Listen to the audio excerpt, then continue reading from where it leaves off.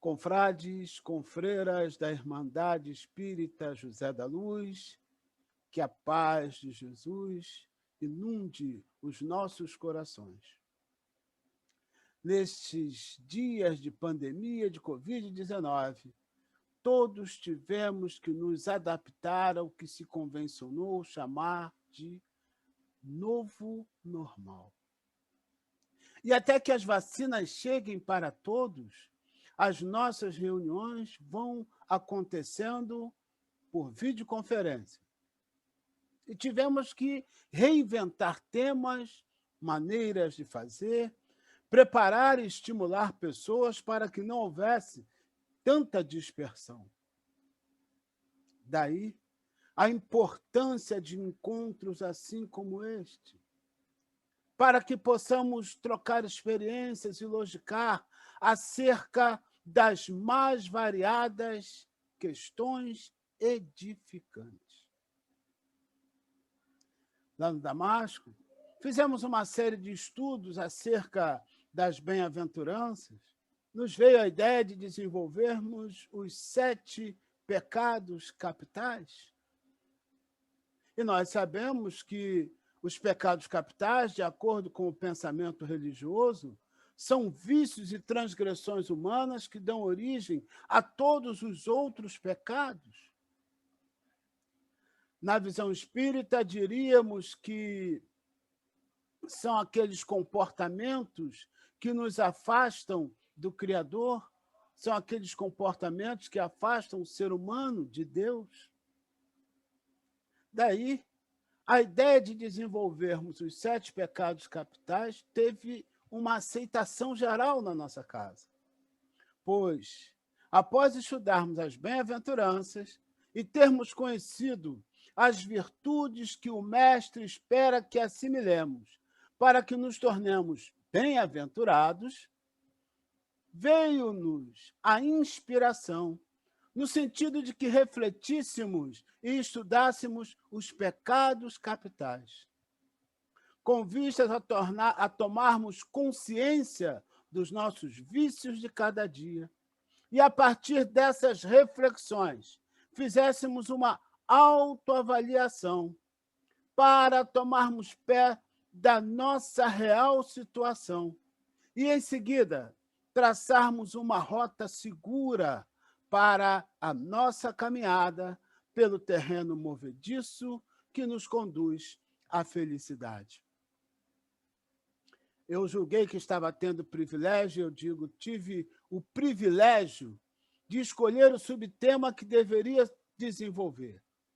E eu escolhi a soberba, sinônimo de orgulho, de vaidade. A soberba é considerada o mais terrível dos pecados, o pior de todos os vícios.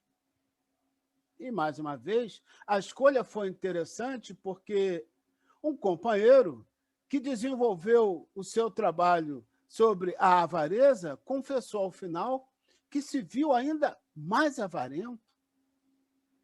Outro afirmou que escolheu falar sobre a gula tendo em vista um comportamento pessoal.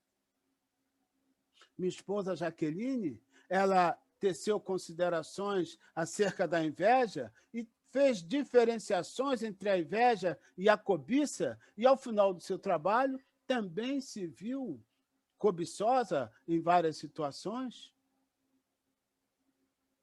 Aí, eu me dei conta de que, inconscientemente, como os demais, eu havia escolhido o tema que cala mais fundo em minha alma. E quando iniciei as minhas pesquisas com vistas à apresentação desse trabalho, eu tive a convicção de que também na minha escolha não houve acaso. Portanto, tudo o que eu disser aqui hoje, muito mais que das outras vezes, eu direi primeiramente para mim mesmo. Estarei dizendo para mim mesmo. E aí, o desenvolvimento desse nosso trabalho, para desenvolver esse nosso trabalho, nós fomos buscar o entendimento de pessoas mais abalizadas do que nós, e assim bebemos nas fontes do professor Leandro Carnal, que esmiuça os pecados capitais por um viés filosófico e sociológico, passeando pela teologia. E aí o que nós fizemos? Nós conjuminamos a abordagem do professor Leandro Carnal com um texto subscrito pela professora Margarete, este sobrenome que eu não vou usar pronunciar, e considerando também outras pesquisas com outras pessoas que também falaram a respeito, mas que não tem tanta importância para citar, nós desenvolvemos esse nosso singelo trabalho e o trazemos agora para as nossas considerações e reflexões. Desse modo, a nossa abordagem dar-se-á da seguinte forma. Esse nosso primeiro momento são as nossas considerações iniciais e a apresentação do tema. Nós estamos nele. Num segundo momento, nós vamos tecer considerações acerca do conceito de soberba e fragmentação da soberba. Conceito e fragmentação de soberba. Nós vamos trazer faces da soberba.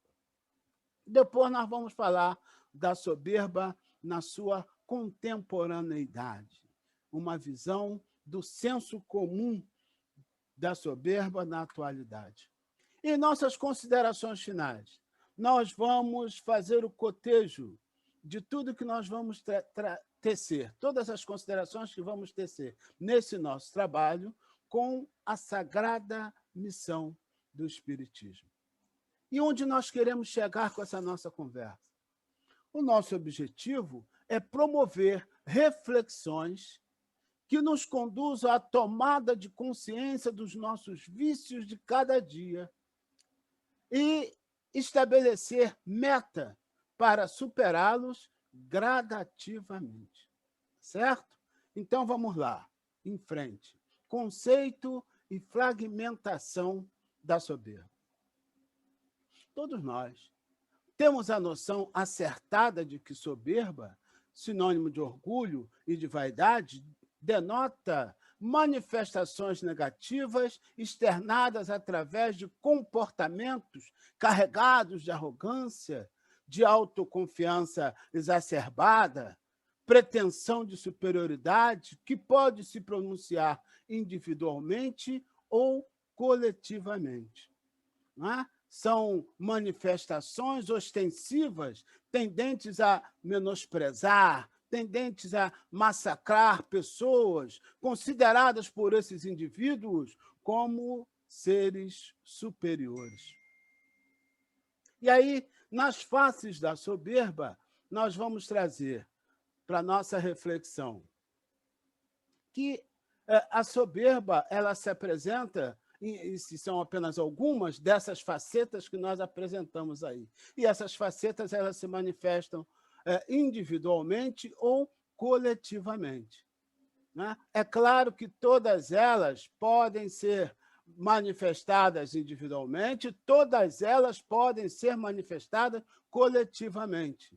Então, nós trouxemos aquelas, destacamos, aquelas que normalmente se manifestam individualmente e aquelas que são mais comuns manifestarem-se em grupos ou coletivamente. E nós começamos pela pretensão de superioridade, o que significa dizer desrespeito àquelas pessoas que se julgam ser mais do que são.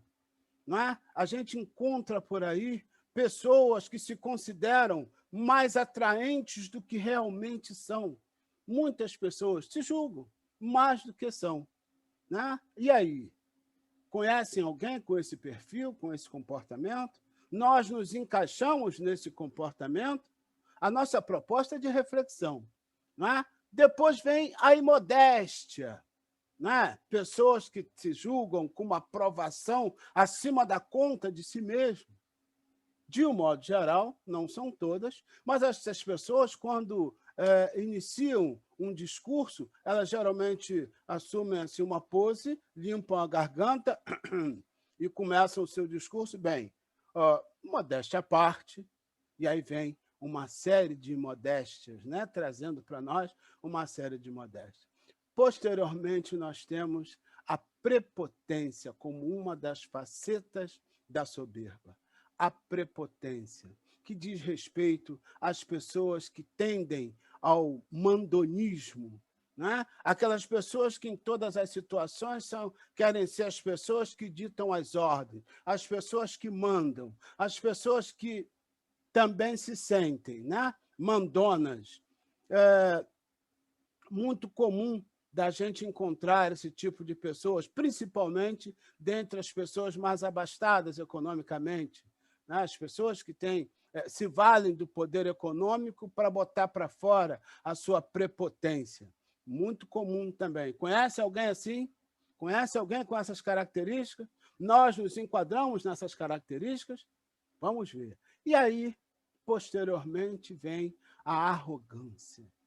A arrogância que nós deveríamos ter tratado em primeiro lugar nessa relação que as senhoras e senhores estão vendo aí, mas que nós deixamos para tratar dentre o sentimento de orgulho individual, nós deixamos para tratar no final por razões óbvias, que as senhoras e senhores, os confrades e as confreiras vão perceber que eu não vou precisar falar. Então, arrogância. Eu, por exemplo, sempre tive muita dificuldade com pessoas arrogantes, muita dificuldade com essas pessoas, com esse comportamento, pessoas que se sentem o máximo. E aí, certa vez, houve lá, não me lembro se foi Jaqueline ou quem foi que fez, uma dinâmica no Damasco, onde uns nomes eram sorteados e nós deveríamos escrever numa fita, né, autoadesiva,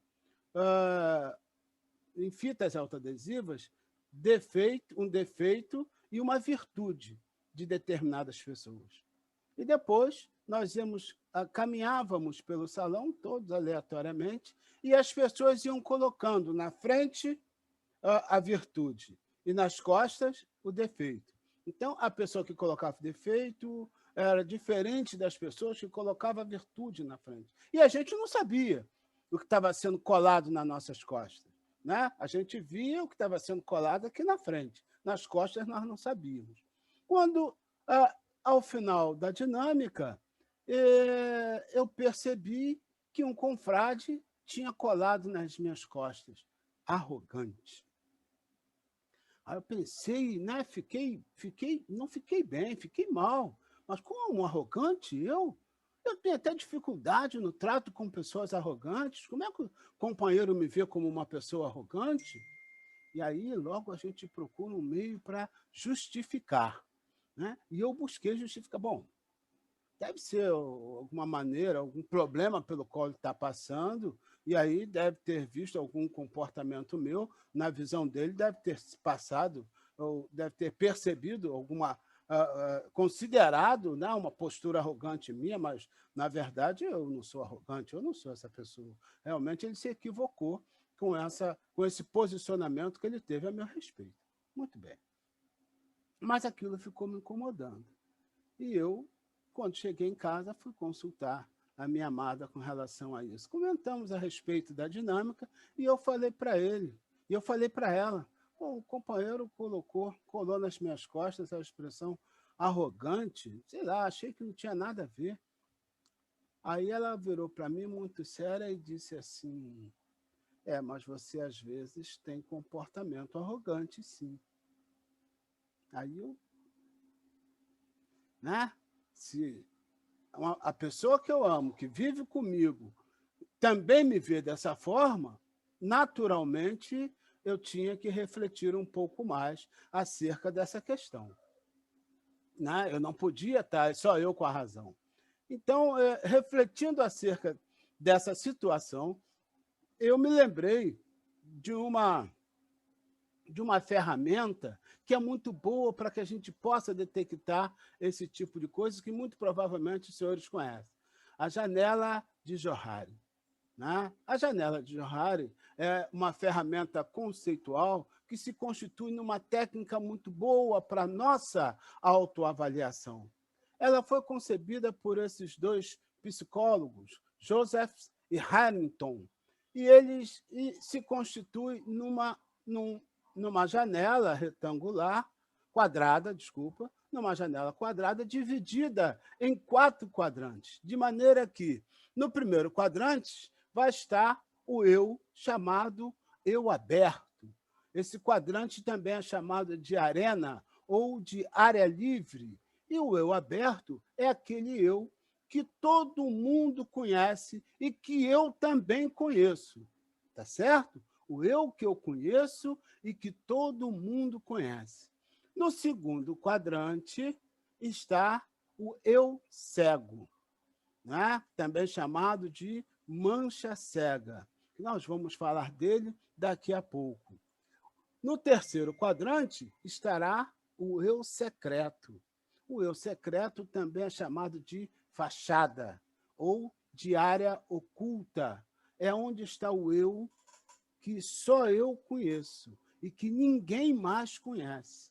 E que eu é um viés, é um perfil, é um lado meu que eu não gostaria que os outros soubessem.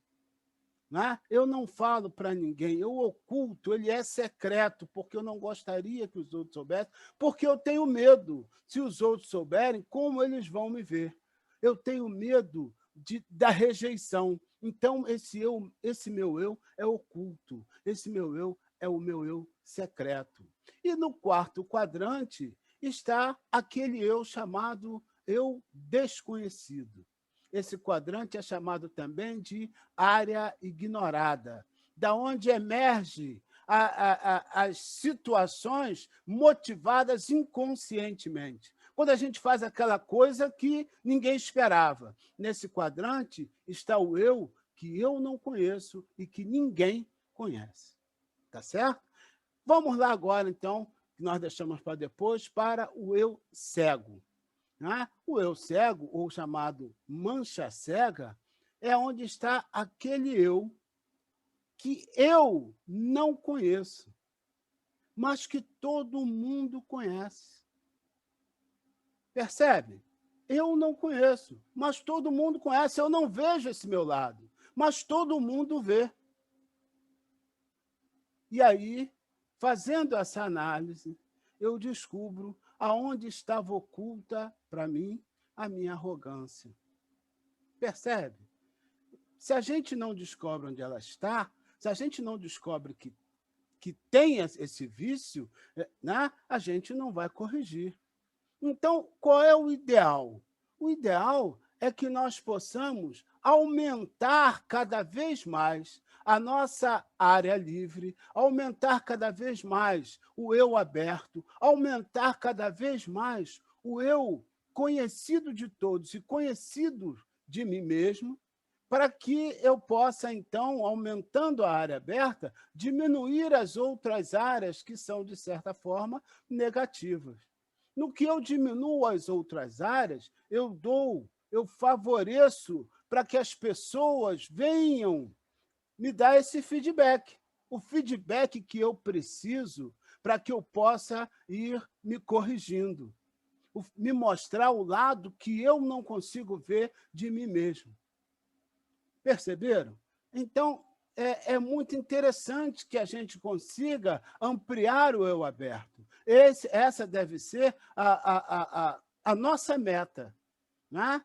Para que as pessoas possam ter confiança de sempre trazer para nós aquele nosso lado que a gente desconhece. Por que nós estamos falando de todas essas coisas?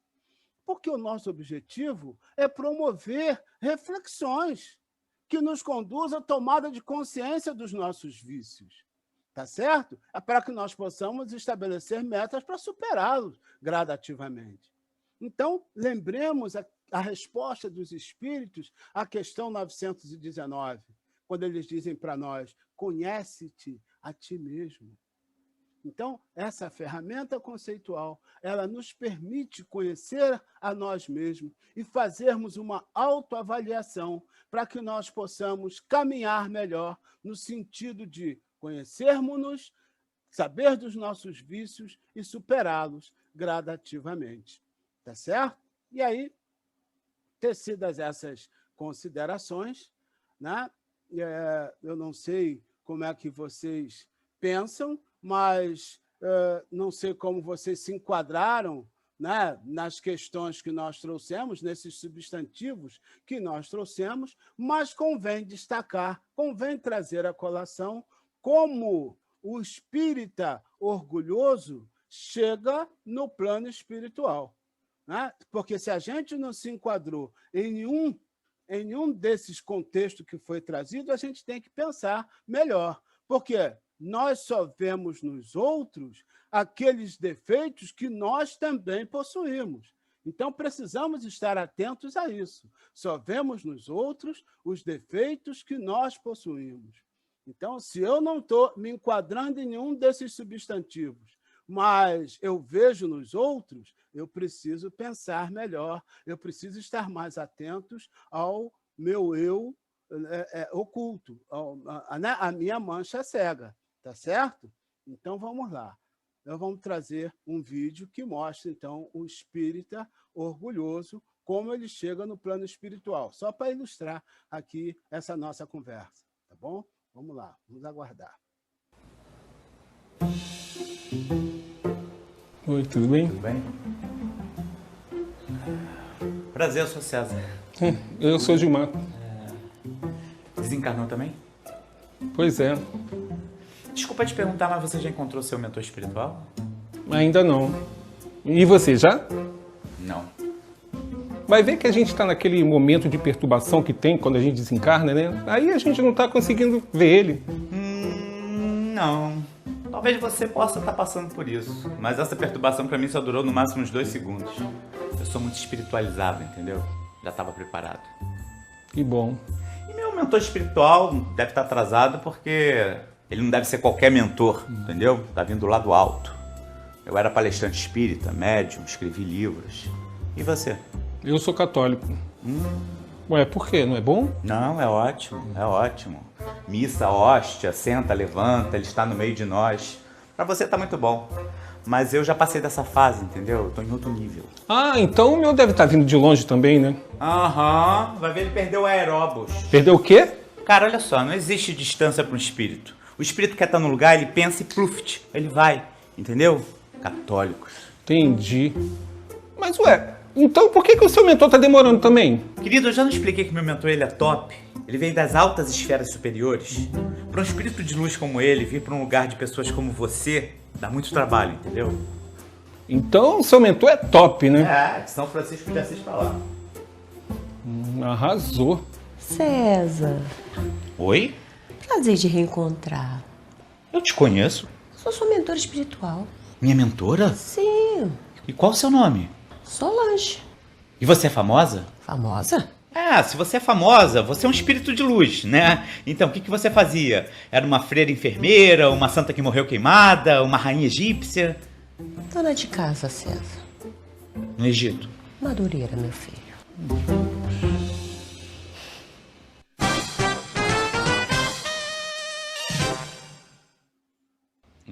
Fala a verdade, você é Joana de Ângeles, né? Hein? Tava disfarçando só pra ele não ficar humilhado, né? Mas ele é católico, hein? Confessa pra mim, Joana de Ângeles, né? Fala. Ah, abre a boca, Joana de Ângeles. Bezerra de Menezes. Maria Madalena. Ah, já sei, Meimei. Não? Putz, é claro. Só pode ser a Hebe. Hebe Camargo. Hein? Não é você a Hebe? Gracinha.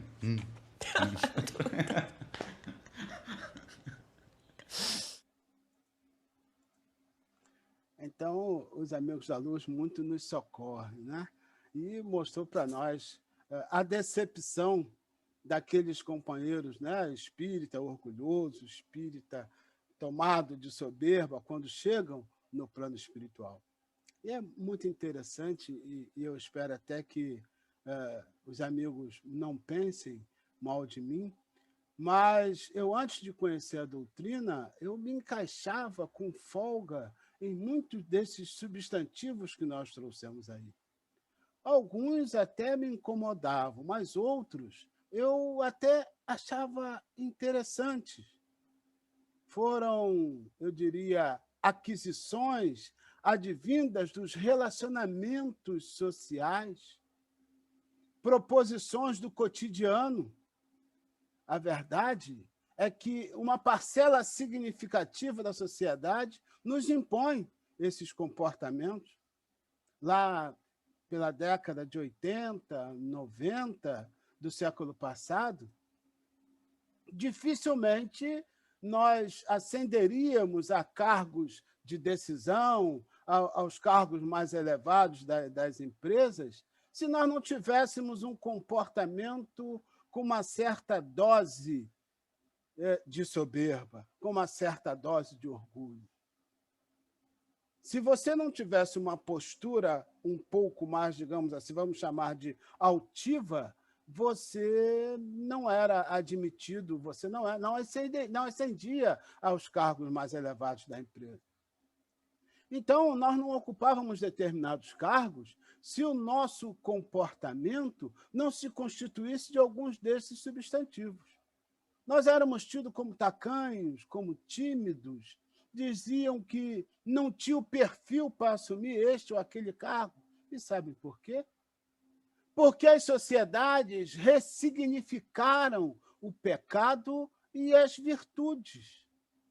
Se nós espraiarmos o nosso olhar fora do contexto religioso, nós vamos verificar isso.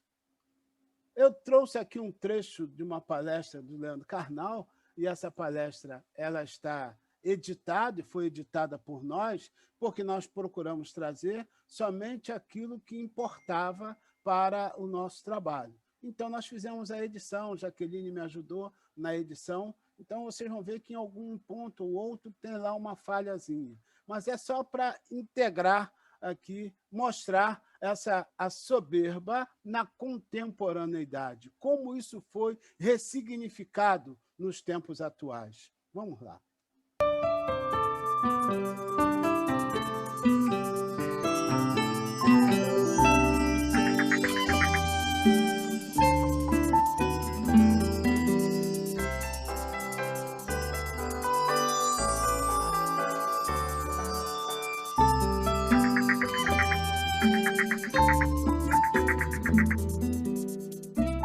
Os pecados são transgressões da lei de Deus, atos humanos que vão contra a vontade divina. Mas, afinal, o que é e o que não é pecado? Será que existe uma resposta para essa pergunta que seja verdadeira em todos os tempos da história? Ou será que a nossa ideia de pecado muda com o tempo? Todos que estão aqui com certeza conhecem, já viram, que os pecados capitais tradicionais, ira, gula, avareza, inveja e os outros, foram estabelecidos pela Igreja Católica há muito tempo como um padrão para que se pudesse acompanhar uma espécie de guia para a alma fiel. Estes pecados foram instituídos há muito tempo, foram instituídos por padres da Igreja Antiga. Esses pecados foram sendo transformados ao longo do tempo e deram origem a uma lista oficial que ficou pronta apenas no século XVII. Há uma mudança muito importante de valores sobre esses pecados. Por exemplo, a melancolia ou assédia se transformou em preguiça a partir do século XVII, com a ascensão de um modelo mais burguês de teologia, que pressupunha que não trabalhar era pior. E a partir de um determinado momento, nós notamos inversões de valores destes pecados.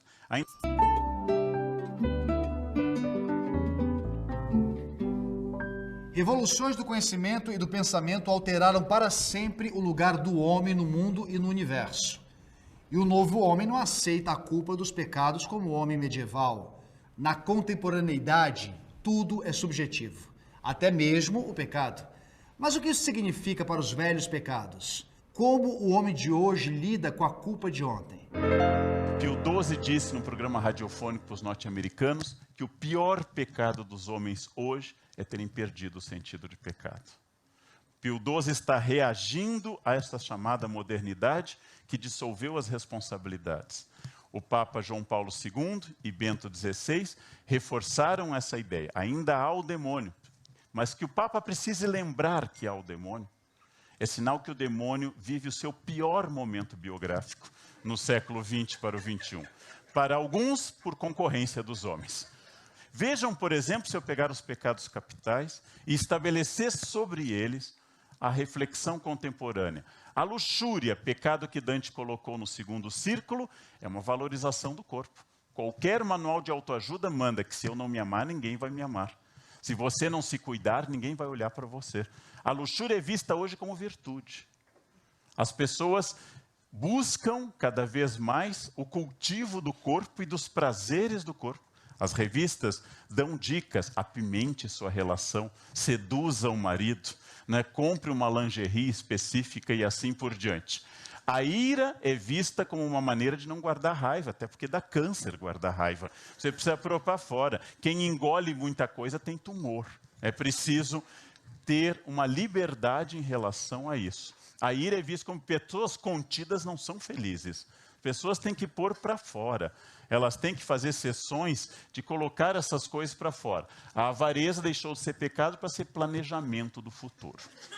Eu não estou sendo avarento, eu estou guardando para os dias difíceis. Eu estou pensando nos meus filhos. Eu estou pensando na faculdade deles e assim por diante. Não há mais uma noção clara deste pecado. A inveja é simplesmente estabelecer metas. Ou seja, não é que eu inveje o carro do vizinho, é que eu quero também chegar lá. Chega a se dizer, que é um absurdo teológico, inveja boa. Uma inveja branca, uma inveja atenuada, como se pudesse ser uma coisa dessa. A preguiça é lida como relaxamento. Pessoas não são mais preguiçosas, elas estão relaxando, desestressando. A preguiça é recomendada, momentinho de preguiça, para a sua hora de preguiça e assim por diante. A preguiça é vista como uma virtude. A gula é quando você foge do padrão terrível da anorexia. É quando você decide não seguir mais o que a sociedade quer de você. Essa é a gula, ou seja, você passa a pensar em inovar através de uma capacidade de pensar melhor. E, finalmente, o pecado original de Lúcifer, a vaidade, o orgulho.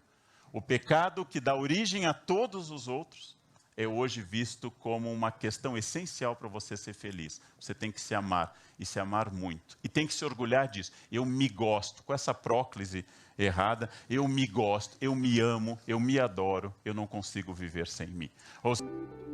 Neste Café Filosófico, o historiador Leandro Carnal discutiu as muitas faces do pecado. Atravessando séculos de história, acompanhamos as transformações teológicas e sociais que mudaram nossa relação com esse conceito tão complexo. Então, meus irmãos, pelo que é possível desumir da fala do historiador, é que, de fato, as sociedades ressignificaram o pecado.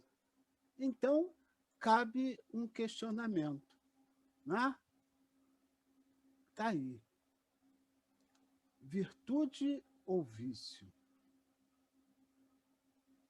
Até algumas décadas atrás, mesmo fora do círculo religioso, a soberba era considerada a fonte de todos os vícios. E ainda é, né? Fonte de todos os vícios. Eu me lembro que, na minha infância, eu vivia assombrado com a ideia do pecado mortal. Então, qualquer faltazinha mais grave que você cometia, as outras crianças diziam para mim, você cometeu um pecado mortal, você vai para o inferno. Mas, a partir da minha juventude, e isso nem faz tanto tempo assim, né, a noção de pecado foi mudando para mim. O pecado foi perdendo sentido, não para mim, mas para todos. Né? Foi perdendo sentido. E, na atualidade, há quem, como Leandro Carnal, afirma que o orgulho é uma questão essencial para a pessoa ser feliz. Ou seja, o que era vício virou virtude. Né? Então, vamos ver como coloca para nós, porque essa ressignificação influenciou sobremaneira o imaginário social. E tanto isso é verdade, que no texto subscrito pela professora Margarete, professora de física, uma mulher de ciência, portanto, ela sustenta, vamos lá, que para muitos o orgulho é um sentimento a ser cultivado, pois ele seria importante na construção da autoestima.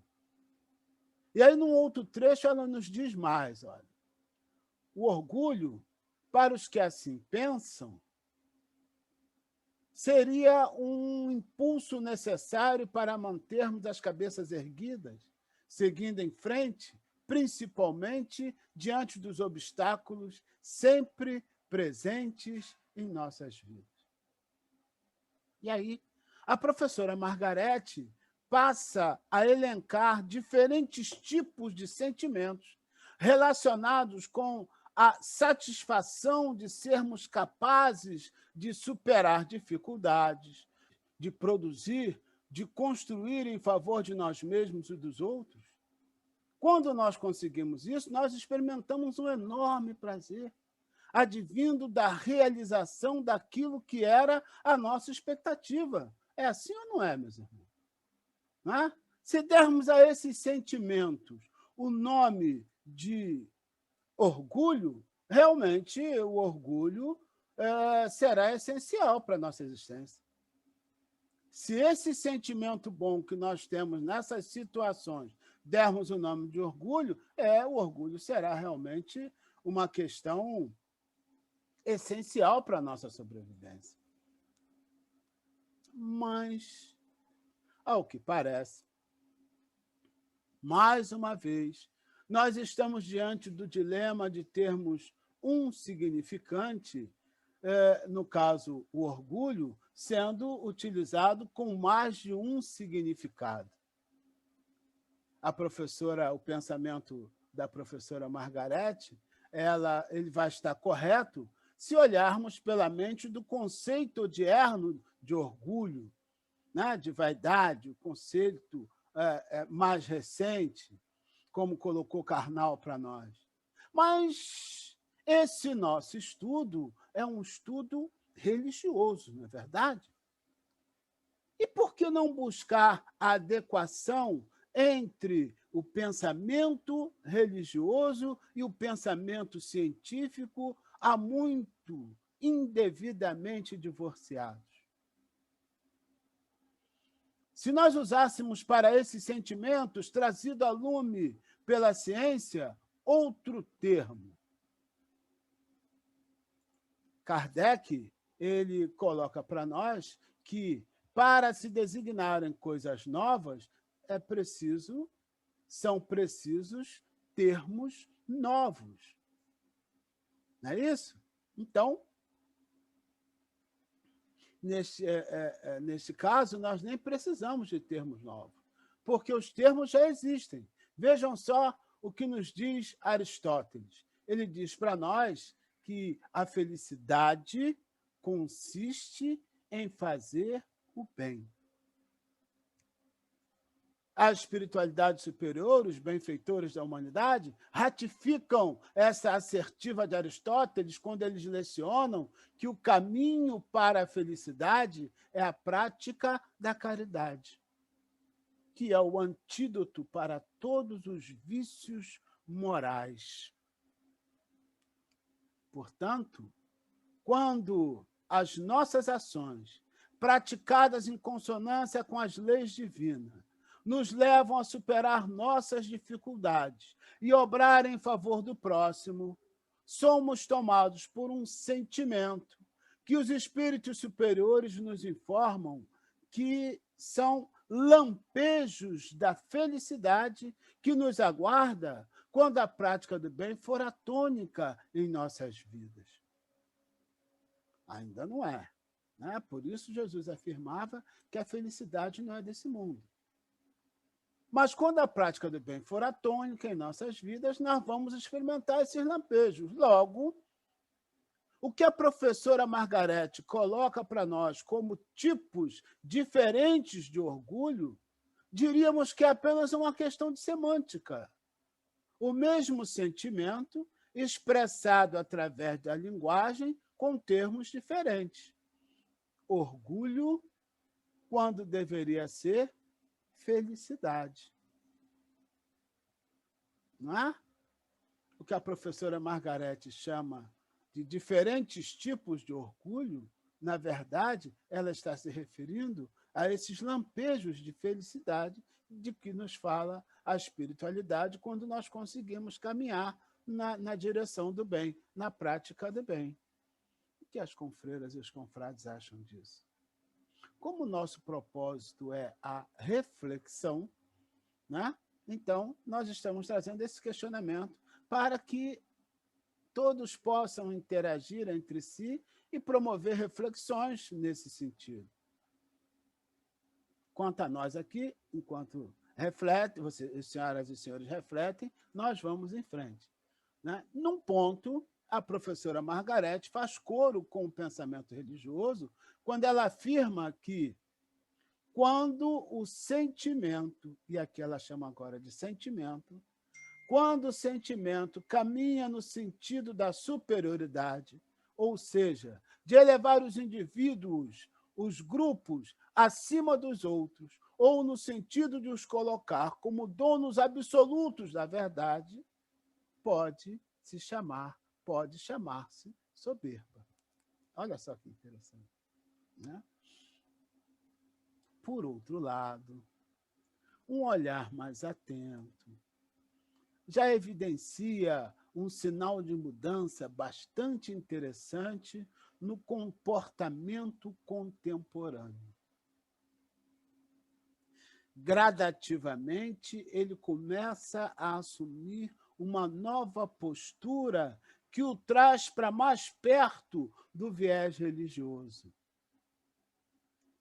As empresas, que antes exigiam um comportamento com uma certa dose de orgulho, hoje fazem parte do mundo corporativo, o qual exige líderes com um certo grau de sensibilidade, com um certo grau de empatia, com a capacidade de se colocar no lugar do outro. Exige líderes que saibam ouvir, não é? E um líder com esse perfil, ele necessariamente deverá desenvolver a principal virtude, que é a humildade. Quando nós estudamos as bem-aventuranças, nós vimos que a humildade é a base de todas as virtudes. A humildade é o antídoto da soberba. Então, vejam como a providência divina é sábia. Ela pega um comportamento que antes era considerado, tido por nós, e, na verdade, era um vício, e, com jeitinho, a providência divina vai torcendo, distorcendo e transformando em virtude, na principal das virtudes. E aí a vaidade, no mundo corporativo, ela começa a ser vista, ela toma um viés de armadilha. Aquele líder vaidoso, ele acaba se destruindo, se auto-aniquilando a si mesmo. Percebe?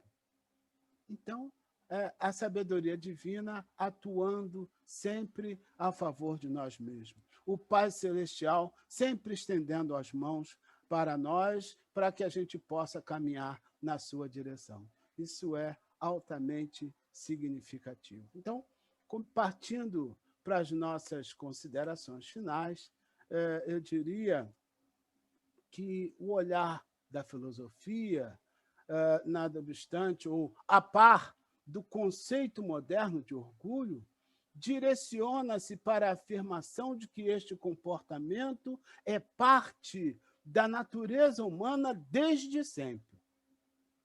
É a fonte de todas as fraquezas humanas. E, quanto a isso, não se discute. Até porque este pensamento se coaduna, né, com o pensamento religioso. A doutrina espírita, por sua vez, que nós sabemos é a evolução do pensamento religioso, ela aponta na direção do egoísmo como o grande vilão da humanidade terrestre, o nascedouro de todo o mal, como nos ensinam os benfeitores da humanidade na questão 913 do Livro dos Espíritos. Vejamos lá. Kardec indaga aos benfeitores da humanidade, entre os vícios, qual o que podemos considerar radical? E eles respondem, já o dissemos muitas vezes, o egoísmo. Dele deriva todo o mal. Estudai todos os vícios e vereis que no fundo de todos existe egoísmo. Por mais que luteis contra eles, não chegareis a extirpá-lo, enquanto não os atacardes pela raiz, enquanto não houverdes destruído a causa. Que todos os vossos esforços tendam para esse fim, porque nele se encontra a verdadeira chaga da sociedade.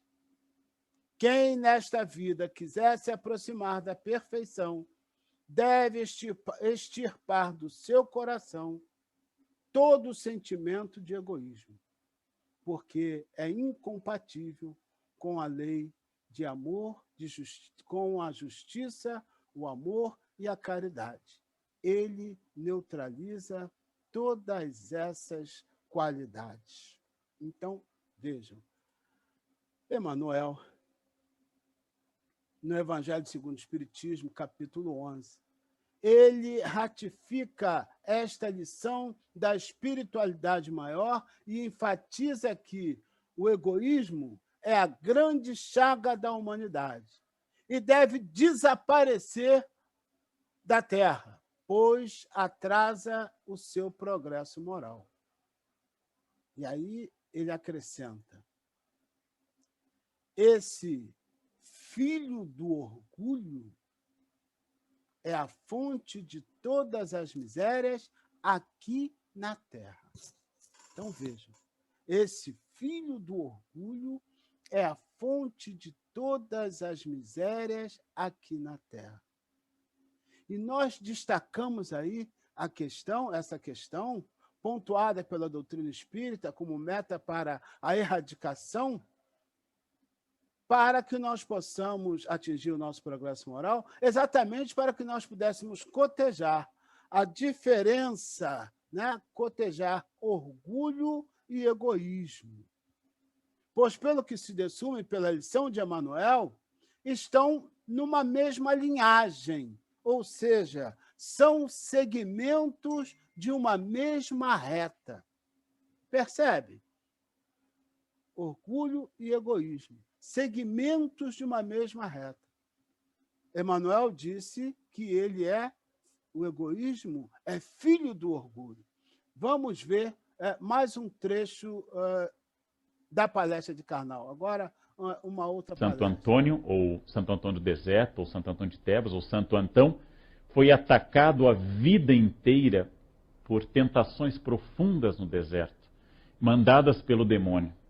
O demônio o atacava na forma de preguiça, de gula, de luxúria e principalmente de tédio. Vocês podem não saber, mas aquele sono após o almoço é a ação de um demônio, que quer afastá-los de uma... Existe um demônio para cada tipo de tentação, e aquele que dá depois do almoço é um demônio específico que ataca as pessoas. Pode ser espantado com cafeína. Esse demônio atacou Santo Antônio durante uma vida inteira e ele resistiu bravamente, a ponto de ele ter sido representado na história da arte, como vocês estão vendo esse lindo quadro do Bosch, Hieronymus Bosch, que representa Santo Antão tentado, ou então no surrealismo contemporâneo de Salvador Dalí, Santo Antão sendo tentado por forças terríveis dia e noite.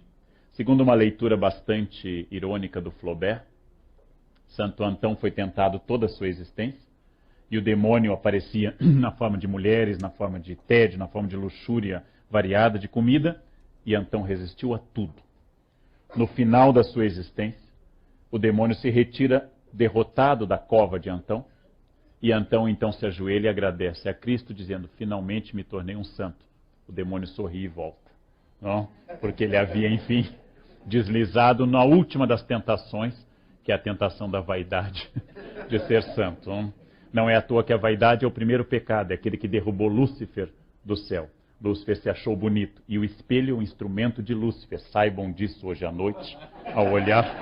O espelho é um instrumento de Lúcifer, porque a vaidade é o grande pecado. Então vejam, meus irmãos, como colocou para nós aí o historiador Karnal. Se a vaidade derrubou espíritos de hierarquia elevada, imagine o que ela não poderá fazer conosco.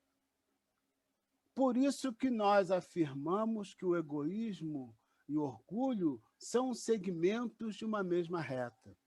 Significa dizer que quando deixarmos de lado o nosso interesse pessoal e voltarmos o nosso olhar para o nosso próximo, cônscios de que ele é a menor distância entre nós e Deus, quando vivenciarmos o amor praticando a caridade, começaremos a calçar as sandálias da humildade e iniciaremos a descida do nosso pedestal de arrogância e travaremos o bom combate, aquele que se dará contra nós mesmos, para vencermos a nossa soberba. Por isso, nós afirmamos que o egoísmo e o orgulho são segmentos de uma mesma reta. Tá certo? As nossas metas, então, né? Enquanto humanidade, para nós fecharmos, então, esse nosso trabalho, eu diria que é possível chegar à conclusão de que a grande meta, enquanto parcela da humanidade que habita a Terra, é vencermos o nosso egoísmo. Eles nos confortam quando nos garantem que o egoísmo é transitório, está relacionado à nossa ignorância, é consequência da nossa imaturidade espiritual, como se vê na resposta dos Espíritos à questão 914 do Livro dos Espíritos, quando eles falam para nós que, à medida que os homens se instruem acerca das coisas espirituais, menos valor dão às coisas materiais. Depois, dizem eles para nós, é necessário que se reformem as instituições humanas que os entretêm e os excitam. E isso depende da educação. Então, meus amigos, superar o egoísmo é a nossa meta enquanto humanidade encarnada na Terra. E é lógico também inferir-se que combater e superar o egoísmo é apenas um treinamento para que possamos enfrentar o nosso maior desafio, a nossa grande meta enquanto humanidade, a soberba, sinônimo de orgulho e de vaidade. Mas, para tanto, haveremos de nos conscientizar dos nossos vícios, que muitas vezes nos comprazemos com eles e não nos damos conta de que eles habitam em nós. Pelo enorme prazer do trabalho, pela grande oportunidade, né, desse trabalho, nós somos muitíssimos gratos a todos. Que Papai do Céu possa nos iluminar as nossas consciências, a fim de que possamos efetivamente refletir acerca dos nossos vícios de cada dia e traçarmos as nossas metas com vistas a irmos expurgando-os de nós gradativamente. Amigos da Irmandade Espírita José da Luz, muitíssimo obrigado a todos. Muita paz.